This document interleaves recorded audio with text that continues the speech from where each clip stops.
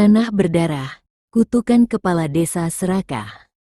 Di balik kabut tipis yang menyelimuti desa Karangwangi, tersembunyi sebuah rahasia kelam yang telah mengakar selama puluhan tahun. Angin malam berbisik tentang tanah yang berlumuran darah, tentang jiwa-jiwa yang terkubur dalam keserakahan, dan tentang kutukan yang menanti setiap pelaku kejahatan. Ini bukanlah dongeng pengantar tidur, melainkan kisah nyata yang masih hangat dalam ingatan para tetua desa, sebuah peringatan bagi mereka yang berani menantang keadilan alam semesta. Namanya Sastrowardoyo, seorang kepala desa yang dulunya dihormati seperti raja kecil di wilayahnya. Namun seperti pepatah kuno mengatakan, ketika emas menjadi Tuhan, maka nurani menjadi budak yang terkoyak. Pria berusia 53 tahun itu tidak pernah menyangka bahwa keserakahannya akan membuka pintu gerbang menuju neraka duniawi yang akan mengoyak jiwa dan raganya hingga ke tulang belulang. Ketika emas hitam memanggil. Pagi itu, seperti biasanya, Sastro, begitu penduduk desa memanggilnya, duduk di beranda rumah dinas kepala desa sambil menyeruput kopi hitam pekat. Matanya yang tajam seperti elang menerawang ke arah hamparan sawah yang membentang luas di hadapannya. Sawah-sawah itu milik rakyatnya. Tanah warisan leluhur yang telah diolah turun-temurun selama ratusan tahun, menjadi sumber kehidupan bagi seluruh penduduk desa Karangwangi. Namun pagi itu berbeda, di matanya yang mulai dibutakan keserakahan, sawah-sawah hijau itu berubah menjadi gundukan emas hitam yang berkilauan. Batu bara. Ya, batu bara yang konon tersimpan di bawah tanah desa mereka. Menurut laporan survei geologis yang baru saja ia terima dari PT Mega Tambang Nusantara. Pak Kepala Desa, suara Joko, sekretaris desa yang setia, memecah lamunan. Sastro, ada tamu dari Jakarta yang ingin bertemu dengan Bapak. Masuk ke ruang tamu resmi kepala desa. Seorang pria berkacamata tebal dengan setelan jas mahal yang kontras dengan kesederhanaan rumah dinas itu, namanya Widodo Santoso, Direktur Operasional PT Mega Tambang Nusantara. Selamat pagi, Pak Sastro, sapanya dengan senyum tipis yang menyembunyikan maksud terselubung. Saya langsung saja ke intinya. Perusahaan kami tertarik untuk mengembangkan pertambangan batu bara di wilayah desa Bapak. Tentu saja, kompensasi yang kami tawarkan sangat menggiurkan. Sastro menatap map tebal berisi proposal yang diletakkan di atas meja. Angka-angka yang tertera di sana membuat jantungnya berdegup kencang. Miliaran rupiah, cukup untuk mengubah hidupnya menjadi berlimpah ruah. Cukup untuk membelinya sebuah rumah mewah di kota, mobil sport, dan kehidupan mewah yang selama ini hanya bisa ia bayangkan. Tapi Pak Widodo, Sastro berkata hati-hati, lahan-lahan itu milik warga desa. Saya tidak bisa begitu saja menjualnya. Widodo tertawa kecil, suara yang terdengar dingin seperti es di tengah musim kemarau. Pak Sastro, disinilah peran Bapak sebagai kepala desa menjadi sangat penting. Ada berbagai cara untuk mengatur hal ini. Dana kompensasi yang besar, relokasi, atau bahkan menggunakan aturan kepentingan umum. Yang penting ini menguntungkan semua pihak, terutama Bapak sebagai fasilitator. Kata-kata, terutama Bapak, itu menggantung di udara seperti umpan yang menggiurkan. Sastro tahu persis apa maksudnya kompensasi, uang pelicin, keuntungan pribadi yang berlipat ganda. Malam harinya, Sastro tidak bisa tidur. Bayang-bayang kekayaan menari-nari di kepalanya seperti jin yang menggoda. Ia membayangkan dirinya duduk di kursi empuk mobil mewah, mengenakan jam tangan emas, dan dipandang dengan rasa hormat oleh orang-orang kota. Namun di sisi lain hatinya, ada suara kecil yang berbisik tentang tanggung jawab, tentang amanah yang dipercayakan rakyat kepadanya. Tetapi suara keserakahan lebih keras dari suara nurani. Seperti racun yang perlahan-lahan menyebar dalam pembuluh darah, keinginan untuk kaya raya mulai menggerogoti jiwa Sastro dari dalam. 3 hari setelah pertemuan dengan Widodo, Sastro mulai melancarkan strateginya.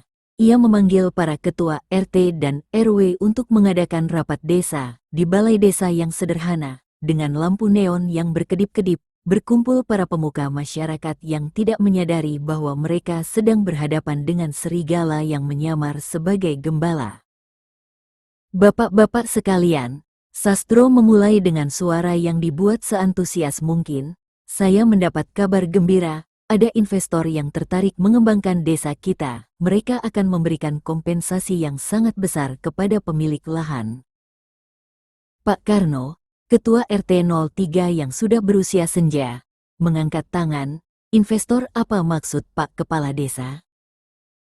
Dan untuk keperluan apa? Pertambangan batu bara, Pak Karno.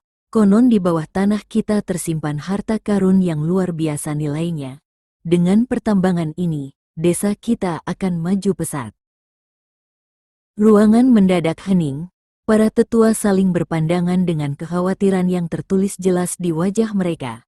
Pak Sutrisno, sesepuh desa yang paling dihormati, perlahan bangkit dari duduknya. Pak Sastro, suaranya bergetar namun penuh kewibawaan. Tanah ini bukan sekadar tanah biasa, ini tanah leluhur. Tanah yang telah diberkahi keringat dan air mata nenek moyang kita. Sawah-sawah ini adalah nyawa desa. Kalau dijual untuk tambang, lalu apa yang akan dimakan anak cucu kita? Sastro merasa jengkel dengan penolakan ini. Ia sudah terlanjur bermimpi tentang kekayaan yang akan didapatnya. Pak Sutrisno, Bapak terlalu kolot, zaman sudah berubah. Dengan uang kompensasi yang besar, warga bisa membuka usaha lain yang lebih menguntungkan. Lebih menguntungkan dari tanah yang memberi makan kita selama ratusan tahun? Pak Sutrisno menatap tajam ke mata Sastro. Pak Kepala Desa, saya lihat mata Bapak sudah tidak jernih lagi, sudah dibutakan sesuatu yang berkilauan. Kalimat terakhir Pak Sutrisno menohok tepat ke jantung Sastro, namun alih-alih introspeksi, ia malah semakin tersinggung. Pertemuan itu berakhir dengan suasana tegang dan tidak ada kesepakatan yang dicapai. Malam harinya, Sastro duduk sendirian di ruang kerjanya, menatap proposal PT Mega Tambang Nusantara. Angka komisi yang akan ia terima tertulis jelas, 50 miliar rupiah. Uang sebesar itu cukup untuk mengubah hidupnya total. Tetapi warga desa, terutama para tetua seperti Pak Sutrisno, menjadi penghalang yang harus disingkirkan. Disinilah setan keserakahan mulai berbisik dengan lebih keras. Kalau mereka tidak mau dengan cara baik, maka gunakan cara lain.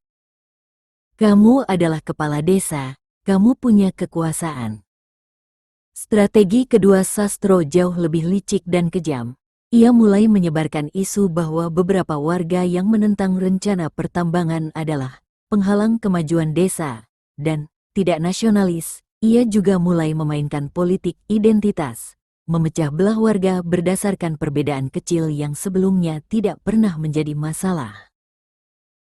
Pak Sutrisno, sebagai tokoh yang paling vokal menentang, menjadi target utama. Sastro mulai menyebarkan rumor bahwa Pak Sutrisno memiliki hubungan dengan gerakan separatis, fitnah yang tidak berdasar sama sekali, namun cukup untuk membuat sebagian warga mulai curiga. Namun Pak Sutrisno bukanlah orang yang mudah dijatuhkan, ia malah semakin gencar mengorganisir perlawanan warga, bersama dengan Pak Karno dan beberapa tokoh masyarakat lainnya. Mereka membentuk Forum Peduli Tanah Leluhur, sebuah organisasi informal yang bertujuan mempertahankan lahan pertanian dari ancaman pertambangan. Saudara-saudara, kata Pak Sutrisno dalam pertemuan rahasia di rumahnya, saya sudah merasakan ada yang tidak beres dengan Pak Kepala Desa kita. Matanya sudah berubah, bicaranya sudah berubah. Sepertinya ia sudah terjual kepada perusahaan tambang itu. Pak Marno, seorang petani yang lahannya paling luas di desa, mengangguk setuju. Saya juga merasakan hal yang sama, Pak. Beberapa kali Pak Sastro datang ke rumah saya, menawarkan uang kalau saya mau menjual tanah. Waktu saya tolak, matanya berubah menyeramkan. Kita harus berhati-hati, Pak Sutrisno memperingatkan, orang yang sudah dibutakan keserakahan bisa melakukan apa saja. Kita harus melindungi diri dan keluarga kita. Peringatan Pak Sutrisno ternyata bukan tanpa alasan. Beberapa hari kemudian, anaknya yang sulung, Joko Sutrisno, mengalami kecelakaan motor yang mencurigakan. Motornya menabrak pohon di jalan desa yang seharusnya ia hafal di luar kepala. Beruntung nyawanya selamat, meski harus dirawat di rumah sakit dengan luka-luka serius. Pak Karno juga mengalami hal serupa. Sumur di rumahnya tiba-tiba keruh dan berbau aneh. Ketika diperiksa, ternyata ada racun tikus yang dicampur ke dalam air sumurnya. Keluarganya muntah-muntah semalaman sebelum akhirnya dibawa ke puskesmas. Teror demi teror mulai menimpa para penentang rencana pertambangan. Ada yang ternaknya mati mendadak, ada yang panennya gagal karena hama yang datang tiba-tiba, ada yang rumahnya kebakaran kecil di tengah malam. Semua kejadian itu seolah-olah kebetulan, tetapi polanya terlalu jelas untuk diabaikan. Warga mulai ketakutan. Beberapa yang tadinya ikut menentang mulai mengundurkan diri dari forum peduli tanah leluhur. Mereka lebih memilih diam daripada menghadapi teror yang semakin intens. Namun Pak Sutrisno dan beberapa pengikut setianya tetap bertahan. Mereka bahkan semakin yakin bahwa Sastro adalah dalang di balik semua teror ini, meski tidak punya bukti yang kuat. Yang tidak diketahui warga adalah bahwa Sastro tidak bekerja sendirian. Ia telah berhubungan dengan seorang dukun santet yang konon sangat sakti, Mbah Kromo, yang tinggal di lereng gunung tidak jauh dari desa. Dukun tua itu terkenal dengan kemampuannya mengirim tulah kepada siapa saja yang menjadi musuh kliennya, tentu saja dengan bayaran yang tidak sedikit.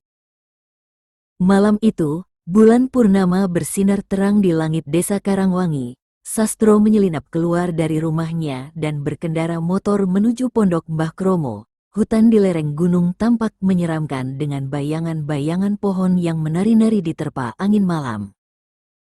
Pondok Mbah Kromo adalah bangunan bambu tua yang hampir roboh, dikelilingi oleh berbagai tanaman aneh dan patung-patung kecil yang bentuknya mengerikan. Aroma dupa dan sesuatu yang busuk bercampur di udara, menciptakan atmosfer yang mencekam.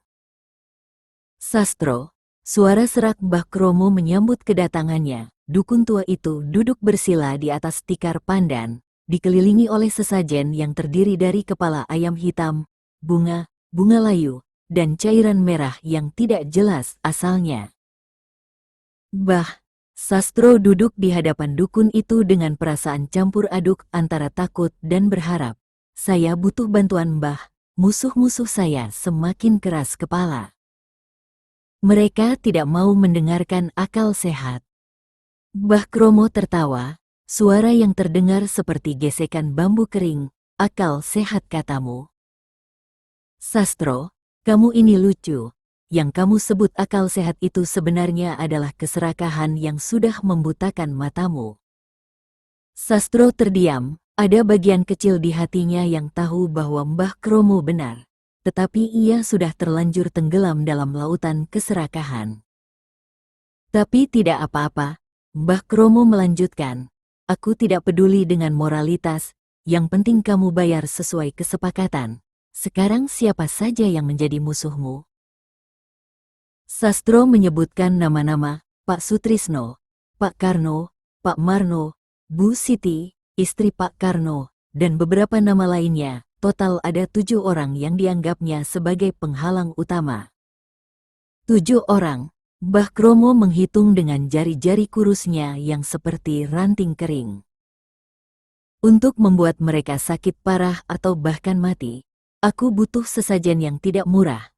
7 ekor ayam hitam, 7 mawar merah, 7 liter darah sapi, dan 1 nyawa manusia sebagai tumbal utama. Kata terakhir itu membuat Sastro tersentak. Tumbal manusia. Maksud Bah apa? Untuk santet sekuat ini, dibutuhkan nyawa manusia sebagai penguat, biasanya anak kecil atau orang tua yang lemah. Nyawa mereka akan menjadi bahan bakar untuk kutukan yang akan kusebar. Sastro merasa tenggorokannya kering. Ia tidak pernah membayangkan akan sampai sejauh ini. Tetapi bayangan 50 miliar rupiah komisi kembali menari di kepalanya, mengalahkan sisa-sisa nurani yang masih tersisa. Baiklah, Bah, katanya dengan suara yang hampir tidak terdengar. Lakukan apa yang harus dilakukan.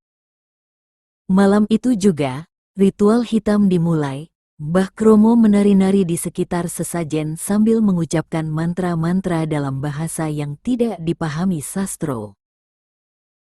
Aroma dupa semakin pekat, dan angin malam tiba-tiba berhenti bertiup, seolah-olah alam semesta menahan napas menyaksikan kejahatan yang sedang dilakukan.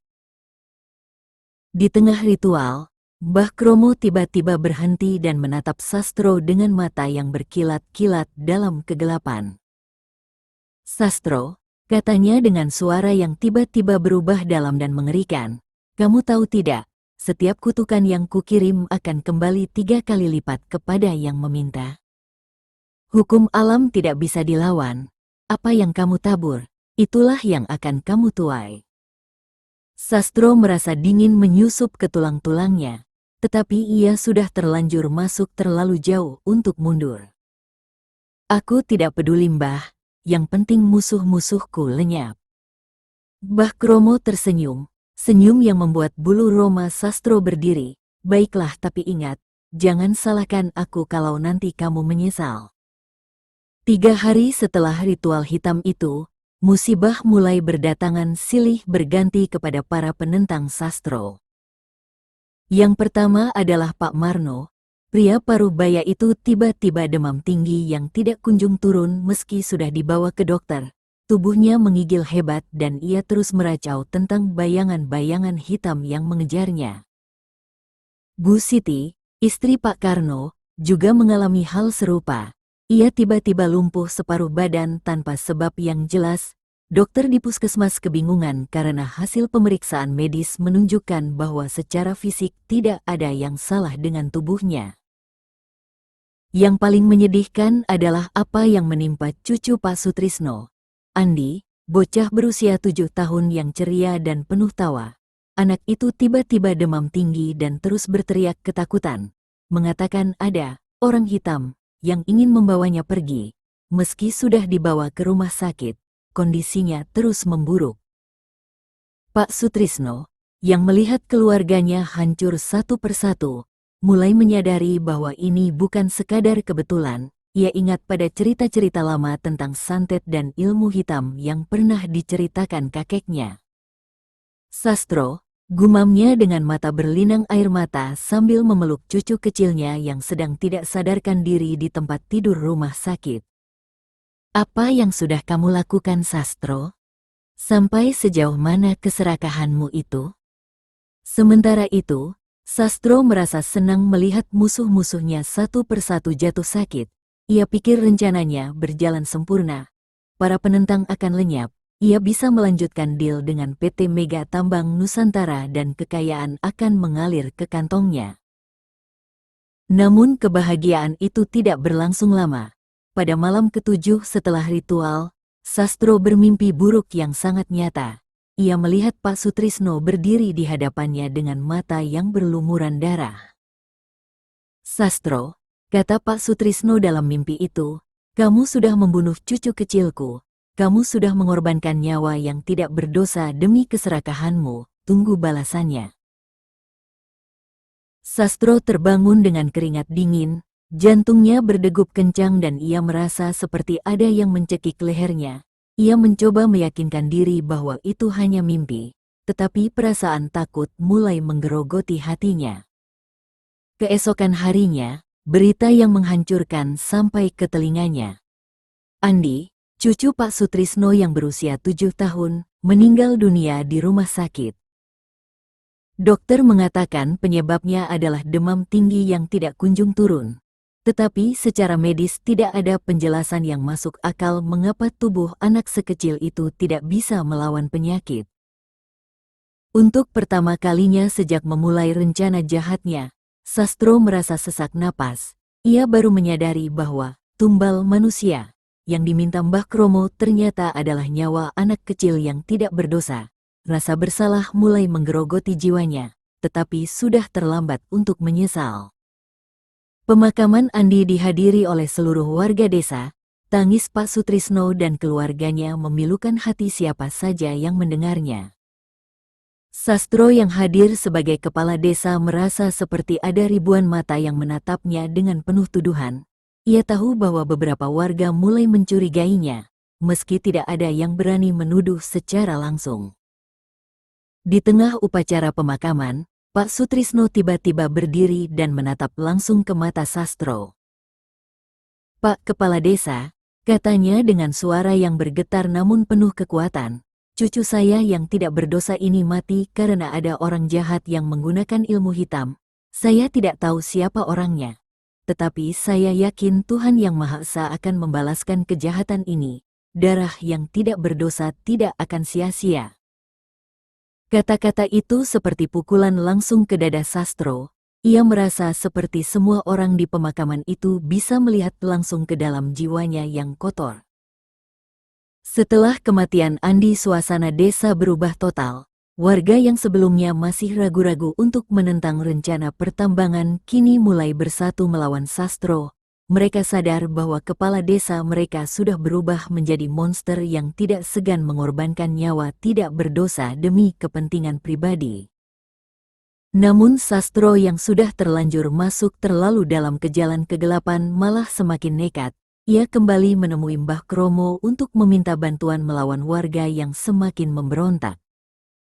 "Mbah," katanya dengan mata yang sudah kehilangan cahaya kemanusiaan, "saya butuh bantuan lagi. Sekarang seluruh desa melawan saya."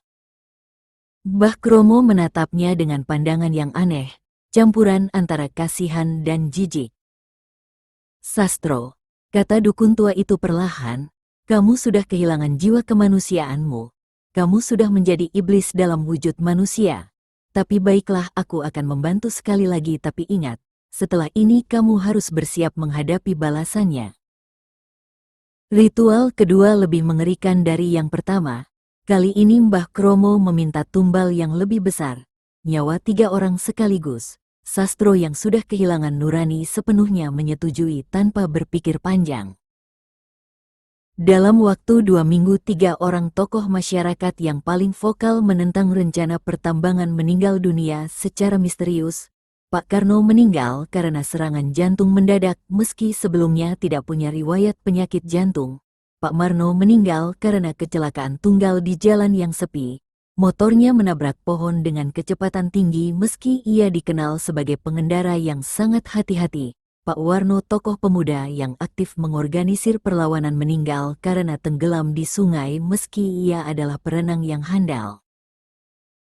3 kematian dalam waktu 2 minggu membuat desa diliputi ketakutan yang mencekam. Warga mulai berbisik-bisik tentang kutukan dan ilmu hitam. Sebagian besar mulai menyerah dan tidak berani lagi menentang rencana pertambangan. Sastro merasa telah menang.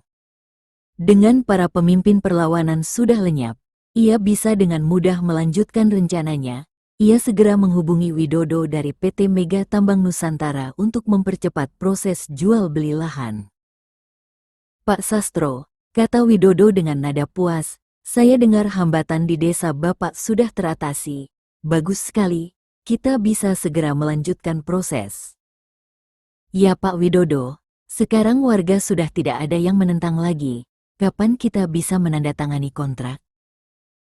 "Minggu depan saja. Saya akan datang ke desa Bapak untuk penandatanganan resmi. Jangan lupa komisi 50 miliar untuk Bapak sudah siap ditransfer setelah kontrak ditandatangani." Sastro tersenyum puas.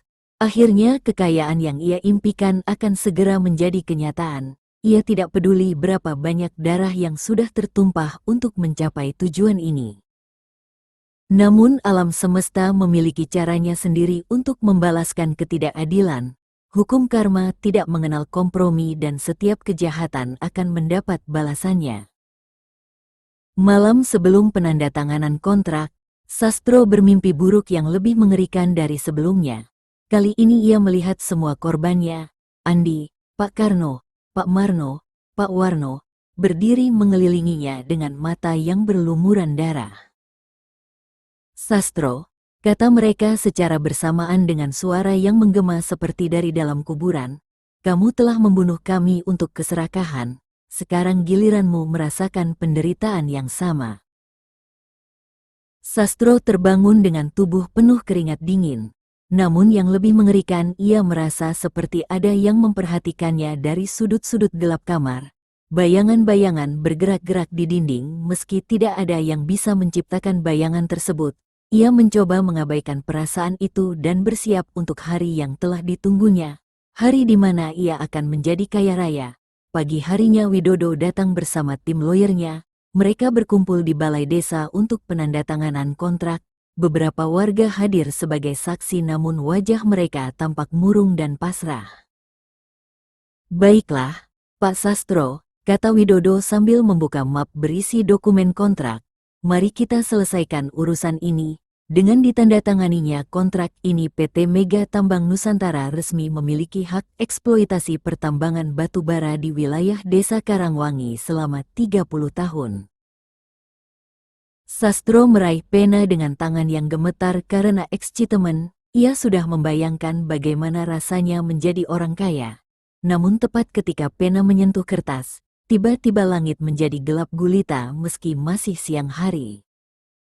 Angin bertiup kencang sekali, menerbangkan dokumen-dokumen di atas meja. Petir menyambar berulang kali meski tidak ada awan hujan. Yang lebih aneh lagi, petir itu seperti terarah menuju balai desa. "Apa yang terjadi?" Widodo bertanya panik sambil melihat ke langit yang tiba-tiba menjadi hitam pekat. Sebelum ada yang bisa menjawab, suara gemuruh yang tidak wajar terdengar dari bawah tanah. Tanah di sekitar balai desa mulai bergetar hebat seolah-olah ada sesuatu yang sangat besar bergerak di bawahnya. Warga yang hadir mulai berteriak ketakutan dan berlarian keluar balai. Tiba-tiba dari arah makam desa muncul kabut hitam pekat yang bergerak melawan arah angin menuju balai desa. Kabut itu membentuk pola-pola yang menyerupai wajah-wajah manusia, wajah Andi, Pak Karno, Pak Marno, dan Pak Warno. "Sastro!" Suara yang tidak teridentifikasi asalnya bergema di seluruh balai. "Pembunuh, penjual tanah leluhur, pengkhianat." Sastro merasakan tubuhnya membeku. Pena di tangannya terjatuh dan mengeluarkan suara seperti logam yang jatuh ke batu meski itu hanya pena plastik biasa. Matanya terbelalak melihat kabut-kabut yang membentuk wajah-wajah korbannya semakin mendekat. Widodo dan tim lawyernya sudah tidak tahan dengan kejadian supernatural yang mereka saksikan. Mereka bergegas mengemas dokumen-dokumen dan berlari keluar dari balai desa tanpa berpamitan. "Pak Sastro," teriak Widodo sambil berlari, "kami batalkan kontrak ini. Ada yang tidak beres dengan desa Anda." Tetapi Sastro tidak mendengar teriakan Widodo. Perhatiannya sepenuhnya tertuju pada kabut-kabut yang kini sudah mengepungnya. Dari dalam kabut itu muncul suara anak kecil yang sangat familiar, suara Andi. "Pak Kepala Desa yang jahat." Suara Andi terdengar sangat jelas meski tubuhnya tidak terlihat. "Kenapa Bapak bunuh Andi?" "Andi kan tidak berbuat jahat sama Bapak." Air mata mengalir deras dari mata Sastro. Untuk pertama kalinya sejak memulai rencana jahatnya, ia merasakan penyesalan yang mendalam. Bayangan wajah polos Andi yang tersenyum sebelum sakit muncul di benaknya, membuat dadanya sesak seperti dihimpit batu besar. "Andi, maafkan Pak Kepala Desa, Bapak sudah salah. Bapak sudah dibutakan keserakahan." Sastro jatuh berlutut di lantai balai desa sambil menangis sejadi-jadinya. Namun penyesalan yang terlambat tidak bisa mengubah apa-apa. Kabut-kabut itu semakin pekat dan mulai memasuki tubuh Sastro melalui hidung dan mulutnya. Ia merasakan dingin yang menusuk sampai ke tulang seolah-olah darahnya berubah menjadi es. 3 hari setelah kejadian aneh di balai desa, Sastro jatuh sakit parah. Tubuhnya demam tinggi yang tidak kunjung turun, persis seperti yang dialami korban-korbannya sebelumnya. Namun yang lebih mengerikan, ia terus meracau tentang hal-hal yang membuat merinding siapa saja yang mendengarnya.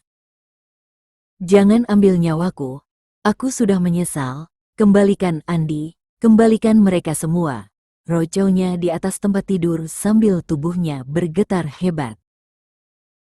Istri Sastro, Bu Ratih, yang selama ini tidak tahu apa-apa tentang perbuatan suaminya mulai panik. Ia memanggil dokter dari kota untuk memeriksa suaminya. Tetapi dokter itu kebingungan karena secara medis tidak ada yang salah dengan tubuh Sastro. "Bu Ratih," kata dokter itu sambil mengemas peralatannya, "secara fisik suami ibu sehat, tapi sepertinya ada gangguan psikologis yang sangat berat. Saya sarankan dibawa ke psikiater atau mungkin ke orang pintar." Bu Ratih yang masih percaya pada hal-hal gaib memutuskan untuk membawa suaminya ke seorang kiai terkenal di kota kabupaten. Kiai Hashim adalah ulama yang tidak hanya ahli agama, tetapi juga dikenal bisa mengatasi masalah-masalah supernatural. Ketika Sastro dibawa ke rumah Kiai Hashim, ulama tua itu langsung merasakan aura kelam yang menyelimuti pasiennya. "Astagfirullah," gumam Kiai Hashim sambil membaca beberapa ayat Al-Quran. "Orang ini membawa aura kematian yang sangat pekat, seperti sudah membunuh banyak orang." Bu Ratih tersentak mendengar komentar Kiai itu. "Kiai, suami saya adalah kepala desa yang baik, dia tidak mungkin membunuh orang." Kiai Hashim menatap Bu Ratih dengan pandangan yang penuh kasihan. "Bu, pembunuhan tidak selalu dengan pisau atau senjata. Ada pembunuhan dengan fitnah, dengan santet, dengan keserakahan yang mengorbankan nyawa orang lain, dan suami ibu aura kematian di tubuhnya sangat kuat." Selama 2 jam Kiai Hashim mencoba meruqyah Sastro. Namun setiap kali ayat-ayat Al-Quran dibacakan tubuh Sastro bereaksi sangat hebat. Ia berteriak-teriak, tubuhnya menggeliat seperti kesakitan dan mulutnya mengeluarkan busa. "Tidak bisa," teriak Sastro dengan suara yang tidak seperti suaranya sendiri, lebih dalam dan mengerikan. "Kami tidak akan pergi. Darah kami sudah ditumpahkan. Nyawa kami sudah diambil. Sekarang gilirannya." Kiai Hashim mundur beberapa langkah. Ia baru pertama kali menghadapi kasus seberat ini. "Bu Ratih," katanya dengan suara bergetar, "suami ibu sudah terlalu jauh masuk ke dalam kegelapan. Saya tidak bisa menolongnya. Yang bisa menolongnya hanya Tuhan, dan itu pun kalau dia benar-benar bertobat dari lubuk hati yang paling dalam." Perjalanan pulang dari rumah Kiai Hashim dilakukan dalam keheningan yang mencekam. Bu Ratih mulai merasakan bahwa ada sesuatu yang sangat kelam dalam hidup suaminya yang selama ini disembunyikan darinya.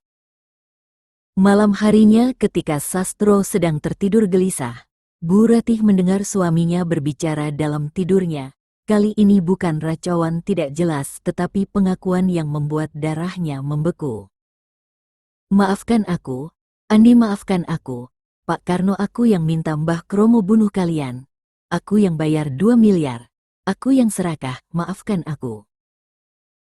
Bu Ratih merasa dunia runtuh di hadapannya. Suaminya, pria yang ia cintai dan hormati selama 20 tahun pernikahan, ternyata adalah seorang pembunuh bayaran yang menggunakan ilmu hitam. Keesokan harinya, Bu Ratih menghadap Pak Sutrisno yang masih berduka atas kematian cucu tercintanya. Dengan mata sembab karena menangis semalaman, ia menceritakan pengakuan suaminya yang didengarnya malam itu. "Pak Sutrisno," katanya sambil jatuh tersungkur di kaki sesepuh desa itu, "saya mohon maaf sebesar-besarnya. Suami saya adalah dalang pembunuhan cucu Bapak dan tokoh-tokoh desa lainnya." Pak Sutrisno, meski sudah menduga hal ini, tetap terkejut mendengar pengakuan langsung dari istri Sastro. Amarah dan kesedihan bercampur di dadanya. Tetapi melihat Bu Ratih yang tidak bersalah apa-apa, ia berusaha menahan emosi. "Bu Ratih," katanya dengan suara yang bergetar, "saya sudah menduga hal ini sejak awal, tapi mendengar pengakuan langsung tetap membuat hati saya sakit. Cucu saya yang berusia 7 tahun itu tidak berdosa apa-apa.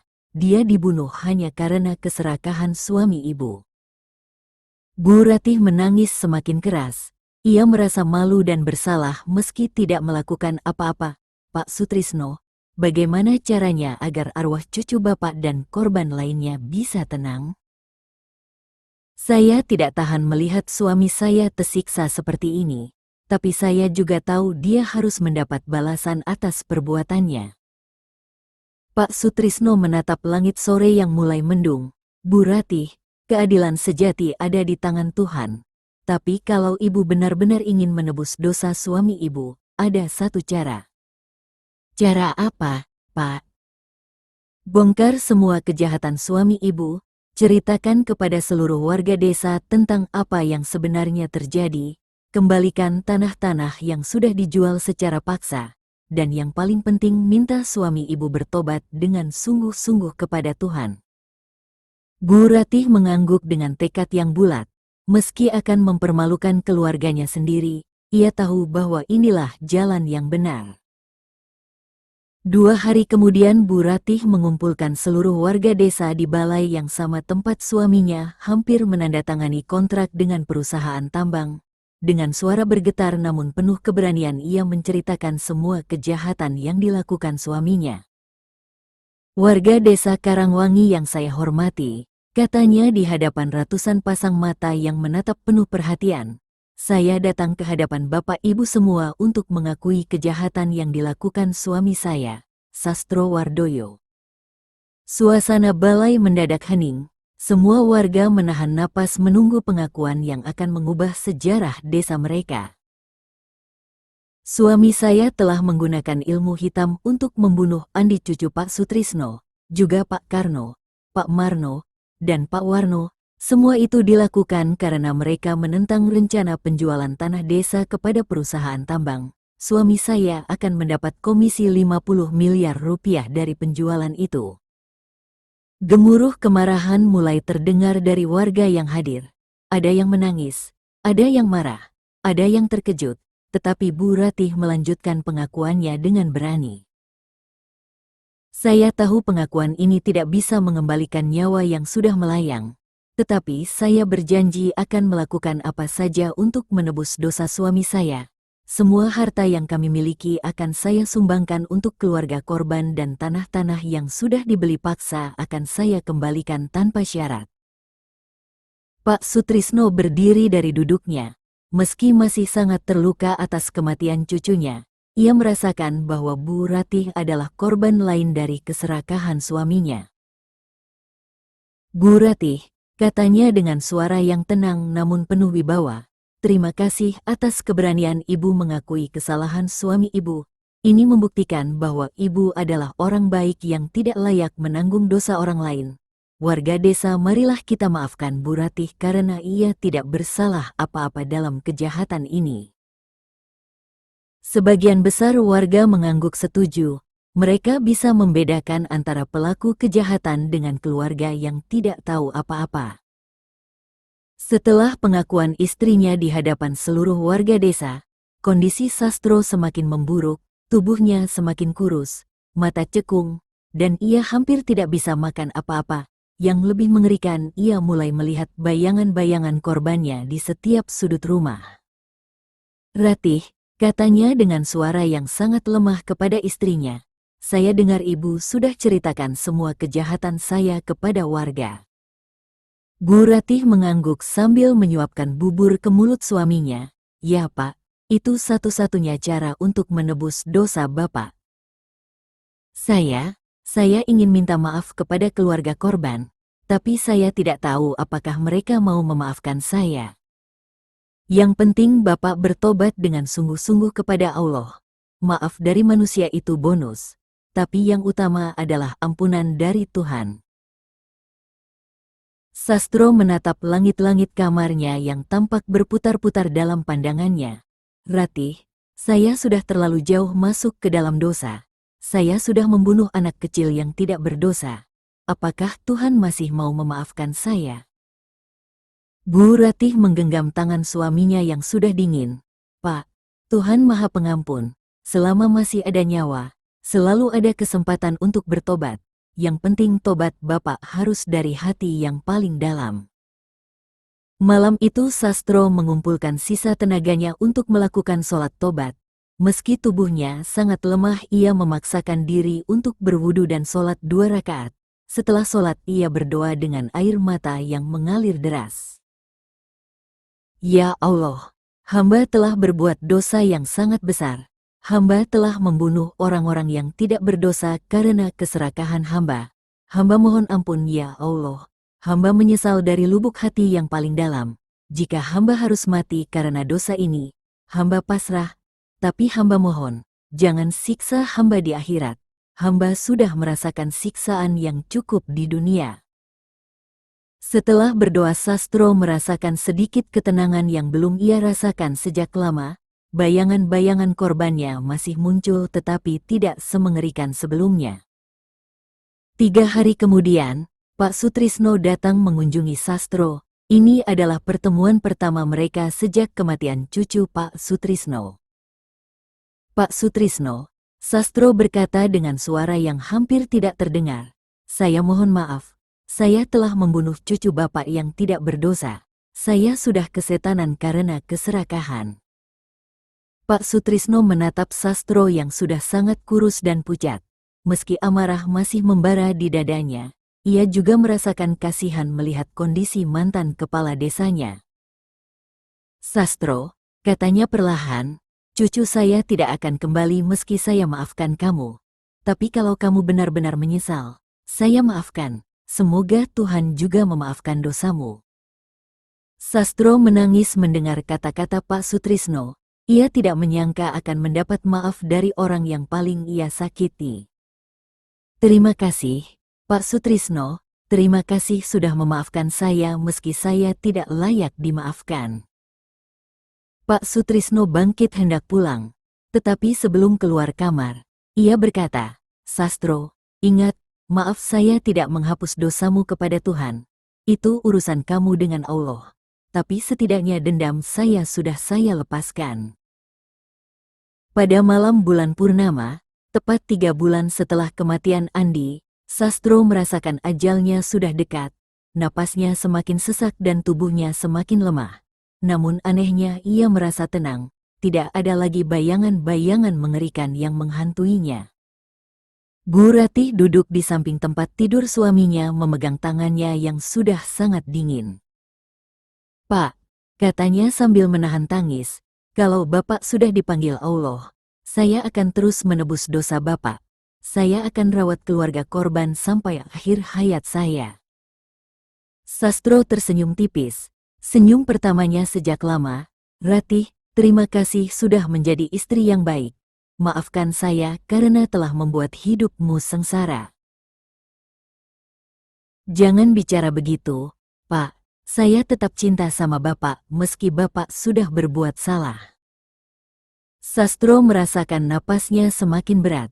Ia menatap ke arah jendela kamar yang terbuka, di mana sinar bulan purnama masuk menerangi ruangan. Ratih, katanya dengan suara yang sangat lemah, saya lihat Andi di sana. Dia tersenyum, sepertinya dia sudah memaafkan saya. Bu Ratih mengikuti arah pandangan suaminya, tetapi ia tidak melihat apa-apa kecuali sinar bulan. Andi bilang, dia tidak dendam lagi. Dia bilang saya harus tenang, harus istirahat. Air mata mengalir dari mata Sastro. Tetapi kali ini bukan air mata penyesalan atau ketakutan melainkan air mata lega. Ratih, saya pergi dulu ya, jaga diri baik-baik, dan jangan lupa, terus minta maaf kepada keluarga korban atas nama saya. Napas Sastro semakin lemah, tangannya yang dingin perlahan-lahan melepaskan genggaman tangan istrinya. Pak Sastro. Bu Ratih memanggil namun tidak ada jawaban. Sastro Wardoyo, mantan kepala desa yang pernah dibutakan keserakahan hingga mengorbankan nyawa orang-orang tidak berdosa, menghembuskan napas terakhirnya pada pukul 23.47 malam itu. Wajahnya tampak tenang, tidak seperti hari-hari sebelumnya yang penuh penderitaan. 5 tahun telah berlalu sejak kematian Sastro. Desa Karangwangi perlahan-lahan pulih dari trauma yang menghantui mereka. Tanah-tanah yang sempat akan dijual kepada perusahaan tambang kembali menjadi sawah yang hijau dan subur. Bu Ratih menepati janjinya.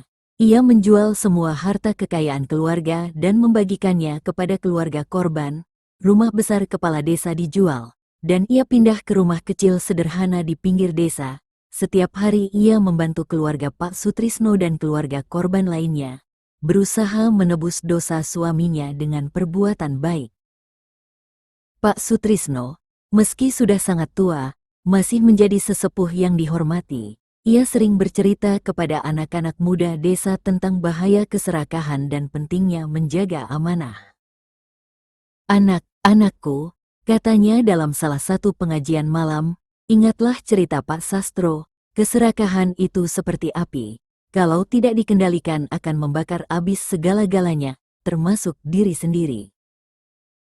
Di makam desa, ada 5 kuburan yang selalu terawat dengan baik: kuburan Andi, Pak Karno, Pak Marno, Pak Warno, dan Sastro. Bu Ratih setiap hari ziarah ke 5 kuburan itu, membaca doa dan meminta maaf atas nama suaminya. Yang mengherankan, sejak kematian Sastro, desa mereka justru semakin makmur. Panen selalu melimpah, tidak ada lagi bencana alam dan warga hidup rukun. Seolah-olah dengan berakhirnya siklus keserakahan dan dendam, tanah leluhur kembali memberikan berkahnya.